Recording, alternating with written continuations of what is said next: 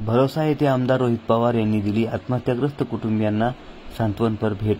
दिनांक 29 जुलै रोजी आमदार रोहित पवार यांनी आत्महत्याग्रस्त कुटुंबियांना भरोसा येथे सांत्वनपर भेट दिली। राज्यातील देवेंद्र फडणवीस सरकारने सत्तेवर येण्यासाठी शेतकऱ्यांना कर्जमाफीचे आश्वासन दिले होते। या सरकारने हे आश्वासन पूर्ण केले असते तर थुट्टे दाम्पत्यांना आत्महत्या करण्याची वेळ आली नसती, दोघांचेही जीव वाचले असते। राज्यात शेतकरी आत्महत्या करत असताना हे सरकार सत्तेत बेधुंद झाले आहे, अशी टीका राष्ट्रवादी काँग्रेसचे शरद पवार नेते आमदार रोहित पवार यांनी केली।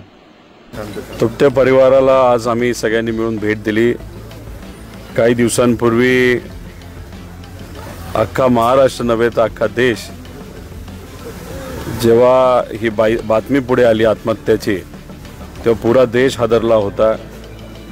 पती पत्नी मिळून आपल्या आयुष्याचा प्रवास त्यांनी एकत्रित